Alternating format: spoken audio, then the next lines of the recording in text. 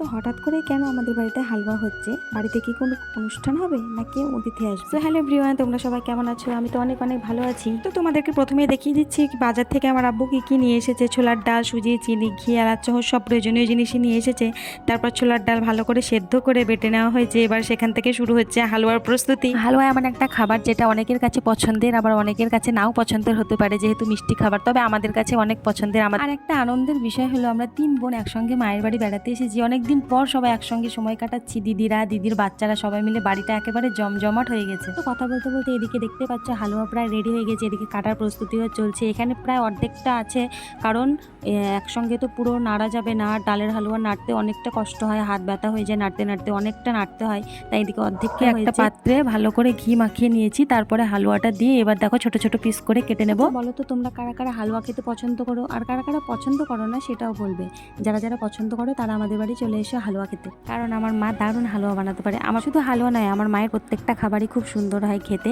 তো আজকে আমার মা আর আমার ছোট পিসি দুজনে মিলে হালুয়া। এদিকে সুজির হালুয়ার কাজটাও শুরু হয়ে গেছে। এদিকে প্রথমে একটা পাত্রে সব সুজিগুলো ঢেলে নিয়েছে। এবার সুজিটাকে হালকা করে ভালো করে ভেজে নেওয়া হয়েছে। এরপর চিনি সেরা দিয়ে ধীরে ধীরে তৈরি করা হবে সুস্বাদু সুজির হালুয়া। যেভাবে ডালের হালুয়াটাকে বরফি বানিয়ে নিলাম, ঠিক সেভাবে সুজির হালুয়াটাকেও আস্তে আস্তে বরফি বানিয়ে নেবো। কারণ এটা এত তাড়াতাড়ি জমে যায়, এত তাড়াতাড়ি শক্ত হয়ে যায় যে বরফি বানানোই অনেক কঠিন হয়ে যায়। সুজির হালুয়াটা যেহেতু একটু শক্ত হয়ে যায়, কিন্তু সুজির হালুয়াটা আমার অতটাও বেশি ভালো লাগে না, মোটামুটি লাগে, কিন্তু ডালের হালুয়াটা বেশ ভালো লাগে খেতে। এই খাবারটা এমনই যেটা নিজে হাতে একা করে খেতে একদম ভালো লাগে না, আর পরিবারের সকলে মিলে থাকলে হালুয়া বানানোর মজাই আলাদা। কেউ ডাল বাটবে, কেউ সুজি ভাজবে, কেউ বা হালুয়া কাটার প্রস্তুতি নেবে। সকলে মিলে পরিবারে থাকলে মনে হয় একটা উৎসব উৎসব। আর এদিকে হালুয়া হতে হতে আমার আব্বু আবার কামরাঙাও নিয়ে চলে এসেছে, আর আমার বড় দিদি সেটাকে ভালো করে ধুয়ে সুন্দর করে কেটে দিচ্ছে, আর তাতে একটু লবণ লঙ্কা মাখিয়ে কামরাঙা খেতে কিন্তু দারুণ লাগে। হ্যাঁ, আমরা এদিকে কামরাঙা খাচ্ছি আর তোমাদের মুখে জল চলে আসলো, তাই না? তো কামরাঙা কার কার ফেভারিট একটু কমেন্ট করে জানিও, আর হালুয়াও কেমন কার কার ফেভারিট সেটাও কিন্তু কমেন্ট করতে ভুলো না। তো এদিকে আমার বড়দি কামরাঙা খেতে থাকার, অন্যদিকে ছোলা ডালের হালুয়া আবার মা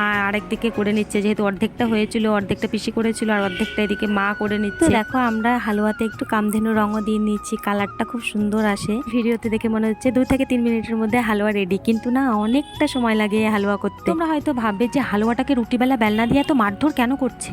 মারধর করার কারণ হলো, কথায় আছে না, না মারলে সোজা হয় না, তাই মারধর করে সোজা বানাচ্ছি। দেখো কত সুন্দর সোজা হয়ে গেল মারধর করে। কারণ হলো এটা কিছুই না, মজা করছিলাম।